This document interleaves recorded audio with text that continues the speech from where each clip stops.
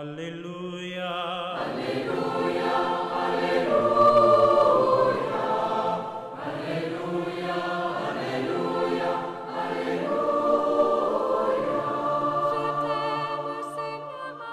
Chers téléspectateurs, chers amis du bout des ondes, vous qui vous préparez de façon imminente au temps de Noël, soyez bénis. Bonjour. Nous sommes conviés encore ce matin du vendredi 20 décembre 2024 à l'écoute de la parole de Dieu. Et nous lisons l'évangile proposé pour ce jour. Évangile de Jésus-Christ selon saint Luc, chapitre 1, du verset 26 au verset 38.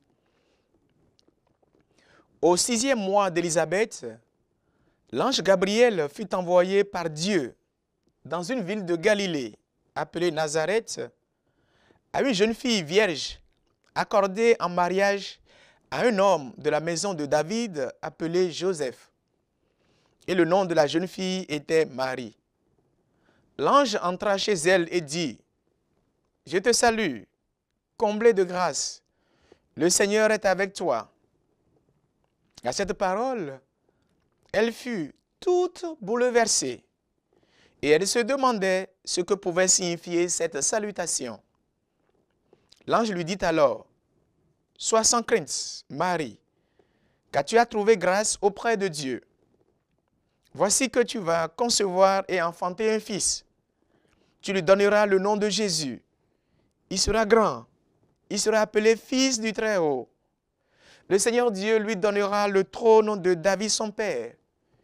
Il régnera pour toujours sur la maison de Jacob et son règne n'aura pas de fin. » Marie dit à l'ange, « Mais comment cela va-t-il se faire puisque je ne connais pas d'homme ?»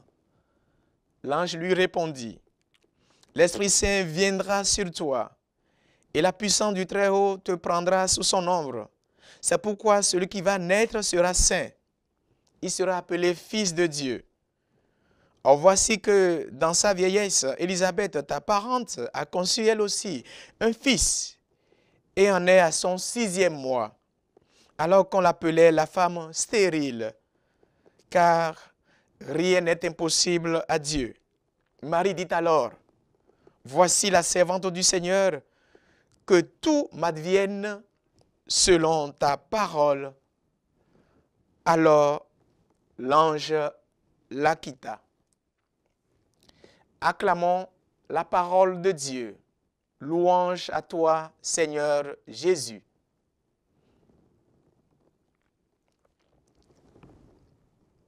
Chers amis, nous allons aborder ce texte, cette méditation, en considérant 2 grands points. D'abord, la mention du 6e mois d'Élisabeth. Et après, la question de Marie, comment cela va-t-il se faire, puisque je ne connais pas d'homme. D'abord, la mention du 6e mois d'Élisabeth. Comme vous le voyez, chers amis, chers téléspectateurs, le premier verset de cet évangile, comme tout le reste du récit, nous interpelle par sa précision et les détails intimistes qu'il comprend. C'est plutôt agréable pour le lecteur de disposer d'autant d'éléments dans un récit, notamment celui de l'Annonciation. Il est facile de s'y projeter, d'y trouver une place et de regarder de plus près ce qui se passe.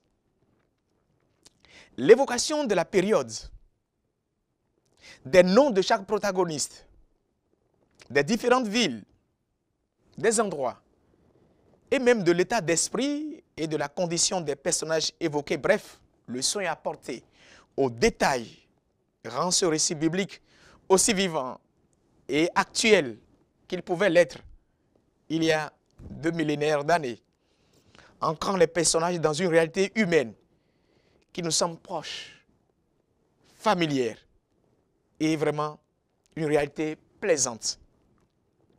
Cette précision et la maîtrise des faits nous évoquent aussi un trait du Créateur lui-même. Dans sa toute-puissance, son omniscience, Dieu notre Père sait tout de notre personne, de notre quotidien, du moindre détail de la vie de ses créatures. Il connaît le temps, l'espace, le lieu, l'entourage, les sentiments, les craintes, les pensées. Rien ne lui est inconnu. De son trône, le Seigneur regarde et voit chacun de nous. Il voit chacun de vous.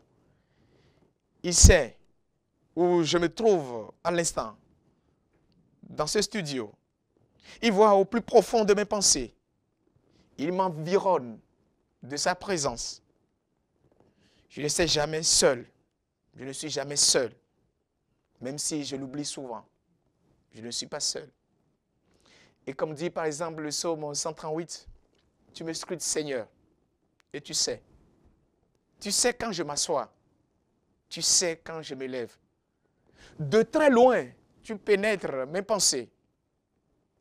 Que je marche ou me repose, tu le vois.